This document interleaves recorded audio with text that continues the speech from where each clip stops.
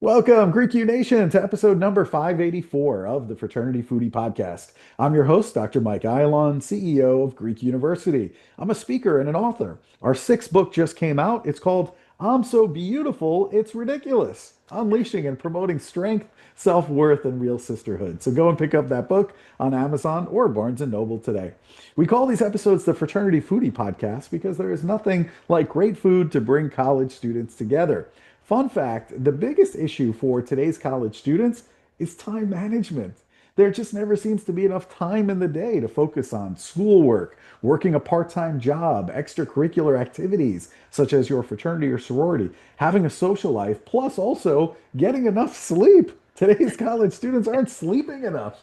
I was curious how people like Elon Musk and Warren Buffett and the President of the United States and Taylor Swift, how do all of these people get so much done in their day? And I found somebody who has some insight into that exact question. Gerald Robison has pastored churches on three continents. He's trained over 1,200 Bible teachers in over 25 countries and served as the international training manager for Walk Through the Bible and founded and co-founded three ministries. He's affectionately known as Dr. G to many. He has a deep foundation for ministry.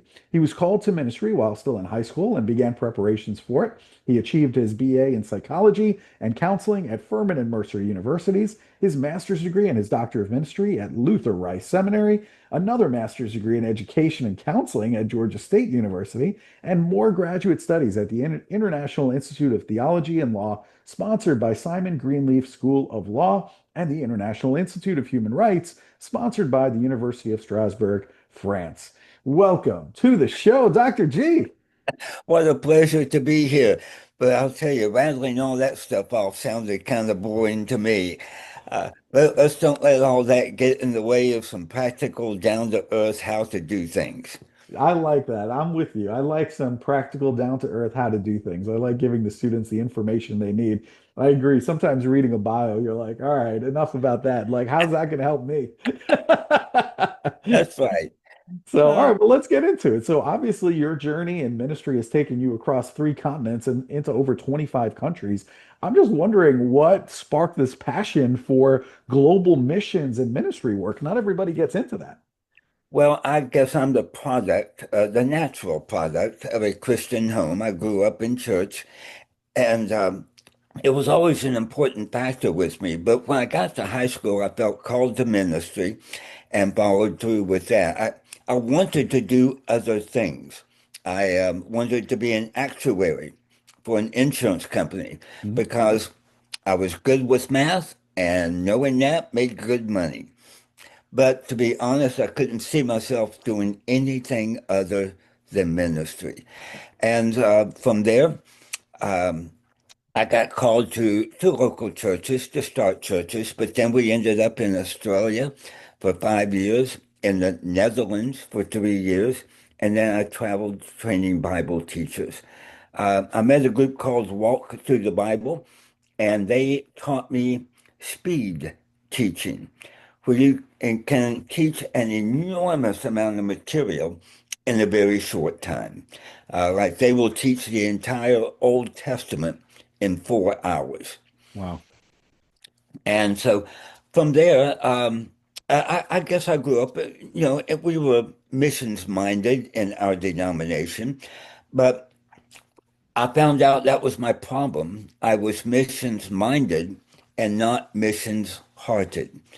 I really didn't think much about missions, except that's our Christian responsibility, it's our obligation, it's what we're supposed to do. And then I took a class called Perspectives, and it changes your perspective. What a great name. It changed mine about the missions and about the world, about what was worthy to do with life. And that's how really my heart got changed. And that made a passion come to the forefront rather than a mental responsibility. Hmm. That's an interesting journey. I like that. You also wrote this book. It's called 30 Seconds That Can Change Your Life, Learning to Use the Unused Moments of Life. I'm really curious about this. You keep talking about using the unused moments of life. What is an example of an unused moment, especially for college students? Watching a TV commercial, Mhm. one you've seen for 50 times, it doesn't apply to you. You don't want it. You haven't bought it. You're not going to buy it. So why do you watch it? Because what else can you do? When that commercial's on, you want to get back to whatever the programming was. And you feel like there's nothing worthwhile that I can accomplish in the time of a commercial. And that was really an unused moment. In the book, I list 640 things you can do in 30 seconds. And now that we're streaming TV, commercials did not get eliminated, they got longer. And sometimes there are 3 and 4 minutes or more of commercials. There are lots of things you can do during that time. And I think the surprise for me was finding out that there were significant, important things that could be done. And for me, it took a wake-up call. Uh, there were things I would put off, whether it's filing a piece of paper here or going out to check the mail. Those things take too long. I don't want to interrupt my day doing those things. Well, I thought they took too long until I bought a stopwatch and I timed how long it takes to get to the mailbox. 30 seconds. How long does it take to file that piece of paper? Less than 30 seconds. And so I found that so much of my life that's tied up in small, insignificant things, they can be done, taken away, they're off my list, they're out of my life in just 30 seconds. Kind of like walking out into your backyard, finding it sprinkled with diamonds. All you have to do is reach down and pick one up. Your life is sprinkled with 30-second segments that all you have to do is use it. Hmm. I like that. Okay, very good. Recently I was thinking about Elon Musk in particular. This guy was like everywhere. He was working for the federal government. He was running Tesla. I mean, SpaceX. I have no idea how this guy gets so much done in the same 24 hours that you and I have. He's Right. running like 10 different companies. So what is one practical habit that students can adopt right now to start redeeming their time like a high performer like an Elon Musk? Okay. I think there's a couple of things. One is you have to decide what is important and what are your priorities. And to do that, I use what's called the Eisenhower matrix. General Eisenhower, who became President Eisenhower, he had an enormous amount of responsibilities, and yet he got life done. How? Well, he divided life and responsibilities into four sections. That's the matrix. In one section are things that you have to do. You need to. It's your responsibility. The second area is things that you have to do, but not right now. You schedule it. Thirdly, there are things that must be done, but it doesn't have to be you that does it. Delegate that. And fourthly, is deciding what does not have to be done.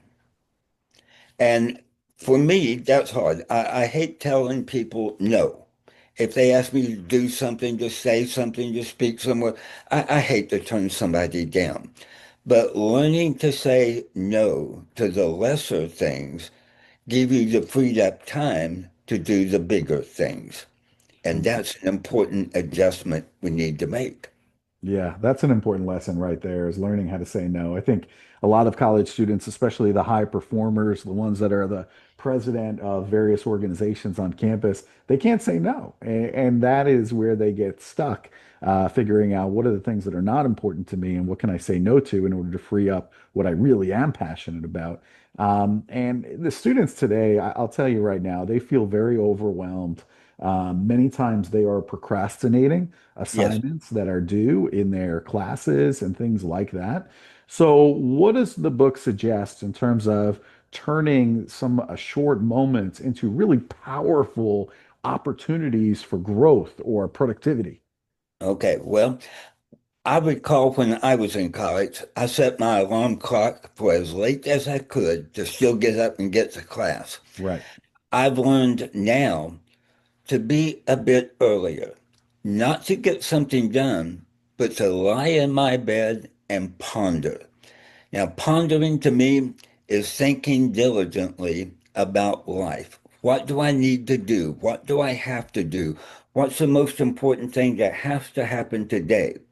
When I woke up this morning, I looked at my calendar. I saw, oh, I have to be with you. So, where does that fit in my day? What can I get done before then? What can wait until after then?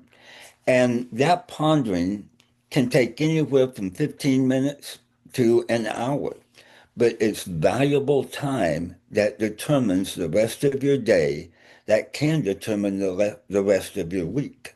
Mm. Ponder, think it through. Don't just wake up and say, oh, I got to do this and this and this. You know, one day I was out working in my yard and trying to cut some wood, and gnats and mosquitoes just kept flying around. I kept trying to swat them. I've learned to swat the mosquitoes, kill what bugs you, so you can move on and do the big things. And those little things of life are the ones that get in our way and interfere with our accomplishing the big things. It's those little ones. And it's those little ones you can get done in less than 30 seconds. You know, if you found a penny on the sidewalk, you might stop and pick it up, you might not. It's so small. But if you collect enough of those, you get $1 or $10 or $100 or more, then you can do something with it. And in the same way, 30 seconds is a very small, minute amount of time. Nobody will begrudge you if you're 30 seconds late because you took 30 seconds to do something. But if you add up those 30-second moments, you can accomplish a great deal. Yeah, you're absolutely right about that. And I hope that the students take some time out of their day to wake up a little bit earlier, spend some time thinking. I think is really, really important. All too often, they wake up a minute before they have to leave the house. That's They're right. rushing out of the house. They grab a granola bar on the way out, and it's rush, rush, rush. But yeah, have some time just to think to yourself about what do I want to get accomplished today, and come up with a battle plan. And maybe that means you got to wake up 15 minutes earlier than when you really need to leave the house. That's right. And you know, there are some things you can do with time, and there are things you cannot do with time. Mm. We have lots of expressions like, I'm going to save time by cutting across here. Truth is, nobody saves time. You can't pack it up and use it later. Um, you can't take it with you till tomorrow. You Yeah, know, it was only not too many years ago, you had so many minutes on your cell phone every month, and they do not carry over. right. In the same way, you've only got certain amount of time in your day, and it doesn't carry over. We talked about, or you mentioned Elon Musk and some of the big celebrities. What is it they do? Number one, I think they ignore the small things, or they get them done in a very small amount of time. That frees them up to do the bigger things. Or if they have enough money, they delegate certain responsibilities to someone else. Mhm. If someone asks me, hey, can you come and speak here or do that? One of the questions I'll ask is there somebody else that can do that? Because why should I spend my time doing something that somebody else could do when I could spend that time doing what only I can do? And I think that's a real important question that a lot of students need to make. Yeah. What is there that only I can do? Do that. Excellent perspective. Really good. You've instructed hundreds of these mission classes. What's the biggest misconception out there that young people have about missions or ministry work? I think one is that it doesn't matter or it's not worthy. It is incredibly worthy. Um, for me, well, let me tell you a little bit about my personal story. Some of your listeners may be thinking, why does that guy talk funny? Uh, I don't have an accent. I have a speech impediment. And it was one of the worst that a public speaker can hear. The doctor told me, you have tongue cancer. Well, nobody wants tongue cancer, and nobody's even heard of tongue cancer. How did I get it? I didn't use bad words. I didn't smoke. I didn't chew. And what happened? Well, I don't know how I got it.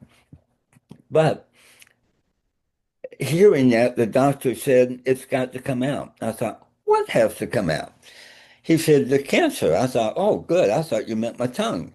He said, well, that's where it is. Part of your tongue will have to come out. How much? I don't know until we get in there, he said. So afterwards, he said we were quite happy. We had some tongue material that we grafted on to the area where we took away part of your tongue. And I thought, well, what is tongue material? He said, well, it's tongue material. Okay, Doc, where did you get tongue material? He said, we got it from a cadaver. I thought, oh, yuck, a dead guy? And he said, yes, he wasn't using it anymore. So they did that. Unfortunately, cancer came back sometime later. Then they took part of my arm, grafted that in to make half of a tongue. And so while most public speakers eventually put their foot in the mouth, I start with my arm already there. And I've had to teach my arm to talk. I've had to relearn to eat and speak, to even to swallow. And so what you hear is an impediment. Now, let's get back to the real question, which I forgot what it was. I'm sorry, I got off on a little bit of a Well, tangent. I was wondering what is the big misconception that young people have about missions or ministry work? Um, okay, please understand, students, not everything you do is worthy. What is it that you can do with your life that is worthwhile? Come up with a principle. What is meaningful? What will outlast me? For me, it was understanding that I was in love with God. And I would pray the prayer, come quickly, Lord Jesus, come on back. You promised come back, come on back. I'm ready. And yet then I read a scripture that said that Jesus said, this gospel, the truth about God, will be preached to people of every tongue, every tribe, and every nation. And then the end will come. And I thought, wait a minute.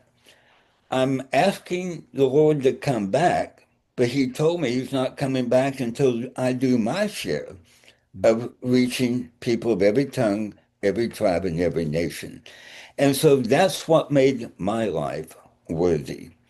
I'm trying to accomplish the greater goal of bringing a relationship between people and God. And he said, I'm not coming back until you do it. You want me to come back? Get busy with the job. So that's where my passion came from. Mm, I like that. Well, that's certainly a lesson for today's college students to think about where their passion comes from. What is that end goal that they're looking for? Is there any mistakes that you made early on in your journey that taught you something about managing time or even just leading other people? Uh, well, the whole thing about managing time didn't start until I realized my time may not be as much as I thought. When I got the tongue cancer, um, things happened. I realized a lot. And to be honest, I thought my last days were December 29 of this past year. So I figure I'm living with days of grace now. what do I do with a day of grace that God says, here's one more day. What are you going to do with it? And that's how I find out how to spend my day. That's how I figure out what goes in each of those quadrants of that Eisenhower matrix. What is your purpose in life? I used to think it was to be busy, do a job, make money, take care of my family. But something has to live longer than that. Hmm. When I decided what that would be, it changed all my other priorities. And truly, each day I have now is a day of grace, and I have to figure, is this the last one I get? If it is, will I be happy? Will God be happy at the end of that day? Hmm. Make my life count. And so I try to live. Well, there's a theme I have that needs an explanation, and that is make my life count for nothing. Now, for nothing, that doesn't make sense, except by nothing, I mean zero or zero people groups in the world who have never heard the gospel, zero places in the world that don't have churches. I want to purpose my life toward this goal that God has of winning people of every tongue, every tribe, and every nation.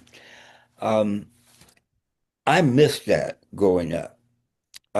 Growing up, especially now in college, I had a whole different dynamic at work. It was, what can I do today that's fun Right. and do just enough to get through my classes? Um, can I cut this class and go to Krispy Kremes instead? You know, Right.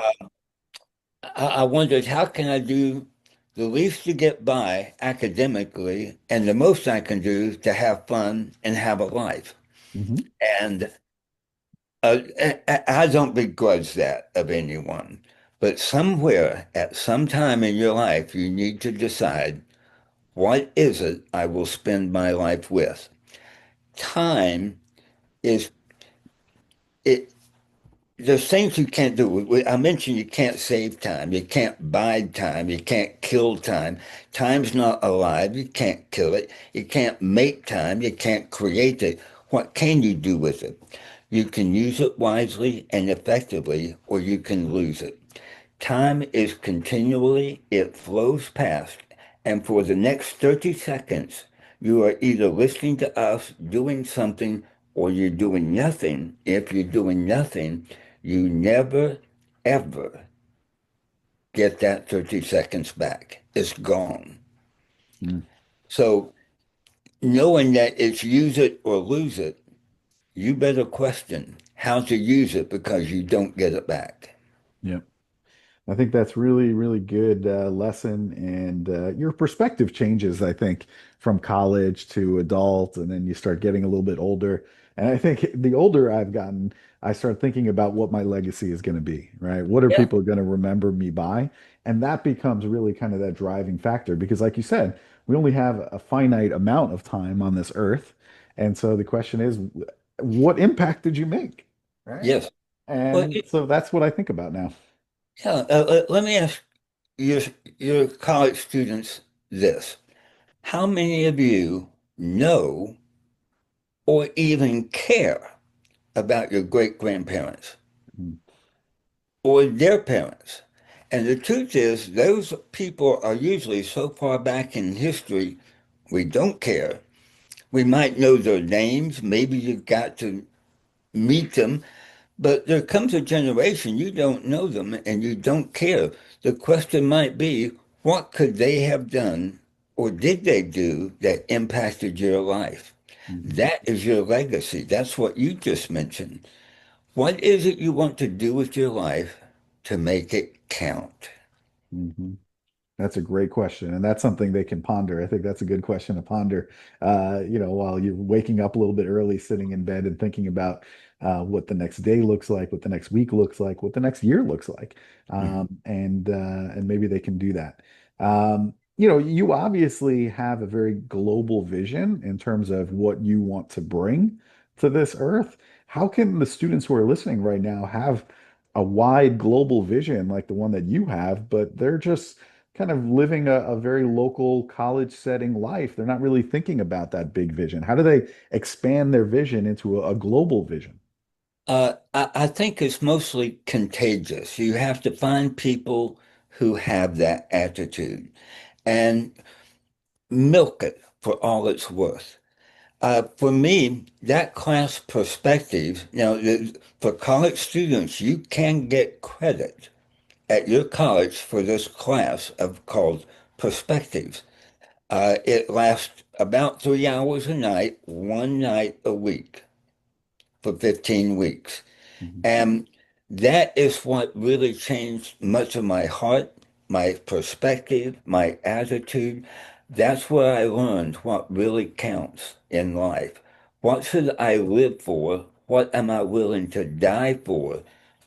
And how do I use even the extra moments, these little 30, what can I do during the TV commercial that can really have significance? And most of us never even think about it. We just sit there and watch something we watched before. Make your moments count. Again, in the book, there are 640 things you can do within 30 seconds. I began to list them. Here are 30 things you can do in 30 seconds in your kitchen. Here's 30 things you can do in 30 seconds in your bedroom. Here's 30 things you can do in 30 seconds while you're waiting for somebody to come out from Walmart or while you're waiting for your order to be taken care of at the local restaurant. What can you do with the time? Now, I don't want them to, I don't want to micromanage their lives. I want them to manage their micro moments of life. Those small segments that you tend to overlook, put them to work, benefit from them, make them pay off in your life for what you want to get done. Wow, that's fantastic.